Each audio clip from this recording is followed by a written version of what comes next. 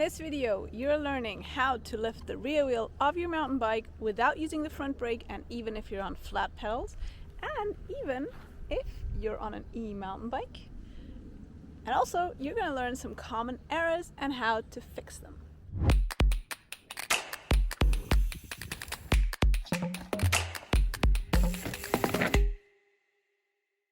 Originally, I wanted to film this video for my patrons only because on my Patreon channel I focus on troubleshooter tutorials, and this today is going to be a troubleshooter tutorial on how to lift your rear wheel.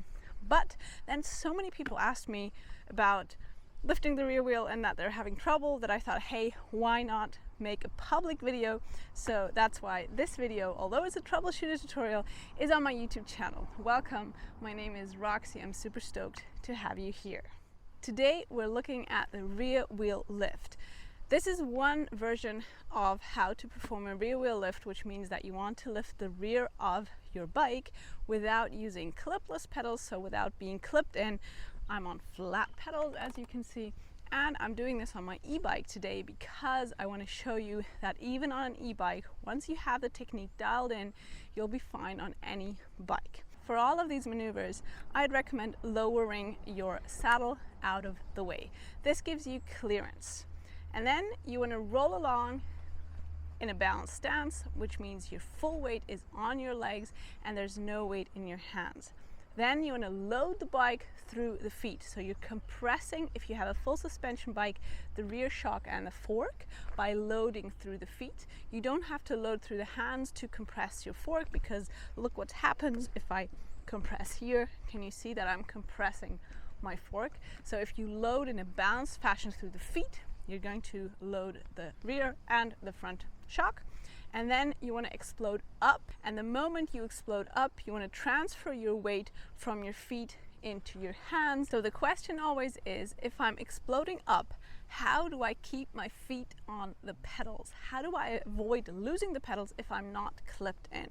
And here's the answer. What you're actually doing is you're building a bridge. Your body is the bridge between your handlebars and your pedals, which means that you're using your muscles and your core to stay connected between your handlebar and your pedals.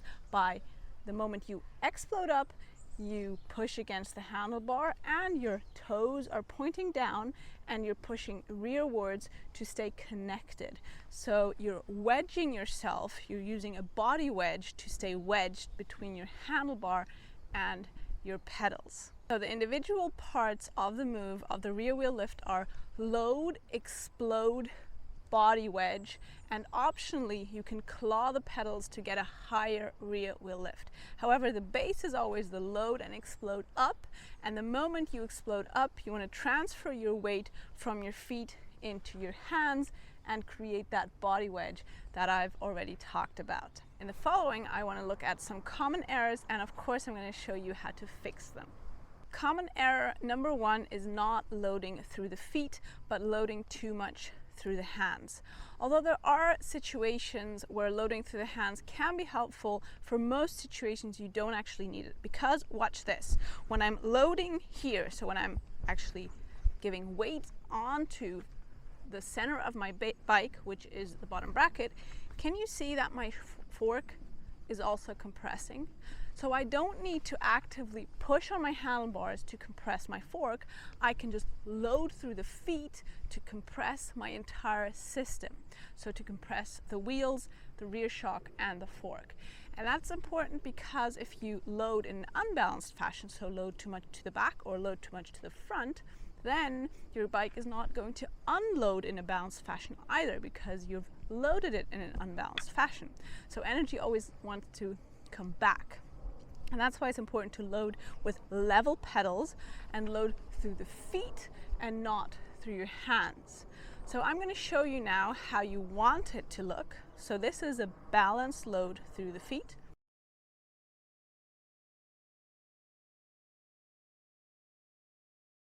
And this is what I see a lot of times, that people get unbalanced when they're loading their bike.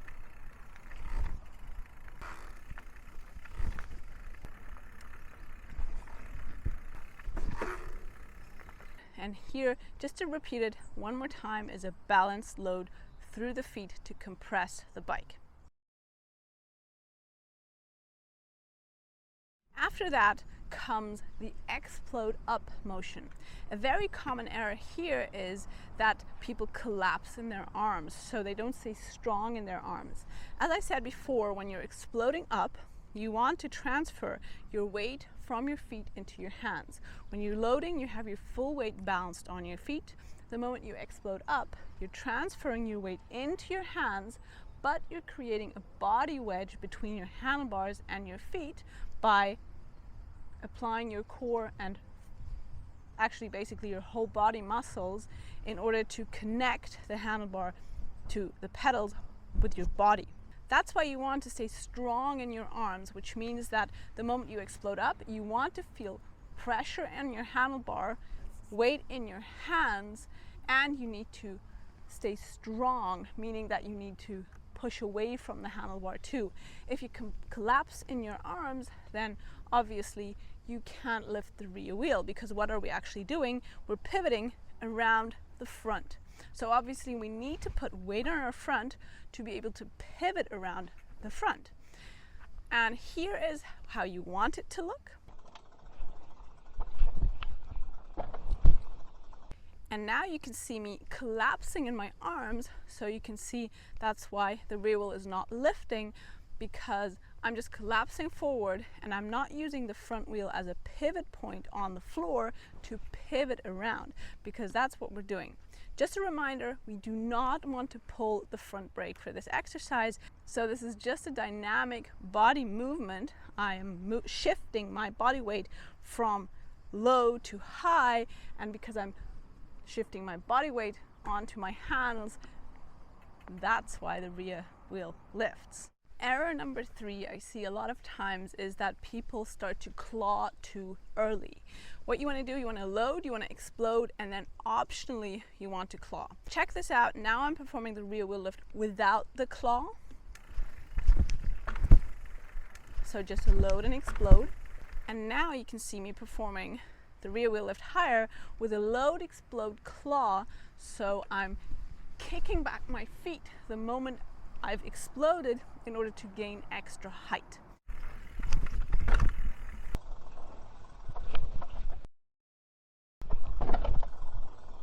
If you, however, don't load, explode, and claw, but just load and claw, then you just have a small rear wheel lift and you're going to be limited because you keep pulling the saddle against your crotch and you'll be limited. If you have a first go up and then claw, you can generate much more height.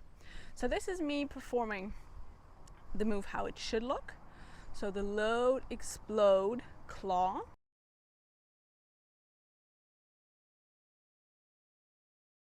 And now you can see me performing the common error, which is just load and claw.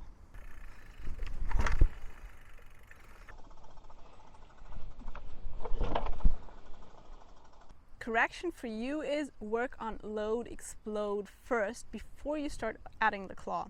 So just on the load, explode move, which you can see me perform right now,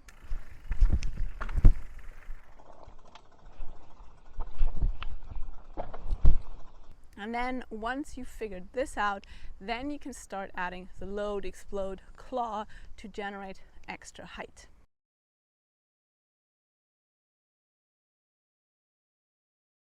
Now, why do you want to be able to do both? Because the load explode is the foundation for the other skill, and the load explode claw allows you to lift the rear wheel higher, and also you'll need it if you want to lift your rear wheel up to obstacles, because then you have to absorb the bike, you have to claw the bike close to you in order to get up to obstacles. If you're enjoying my troubleshooter tutorial, then do check out my Patreon channel. The link is right here, because on my Patreon channel I focus on troubleshooter tutorials. And of course, you support me to make these videos and other videos possible. Error number 4 I see a lot of times is not clawing in a balanced fashion. So just clawing with one foot, and then you have this pedal rotation going on.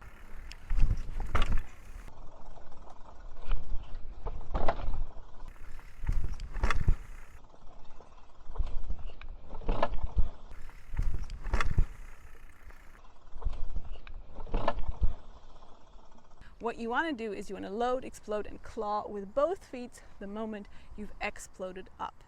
And if you get used to just clawing with one foot, the problem is that you have this pedal rotation every time you lift your rear wheel, and if one day you want to lift your rear wheel onto high obstacles, then you can clip the pedal that you're lowering. Or if you want to take the skill to bunny hops, for example, you're going to limit yourself in your bunny hop height because you keep having this pedal rotation.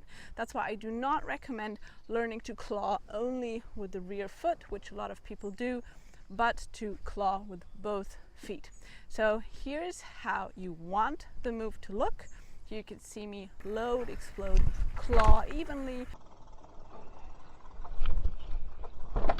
So you have only a minimal pedal rotation, and now you can see me claw more with one foot, with the rear foot, and that's why you can see that the pedals rotate to the front and it's not a really effective rear wheel lift.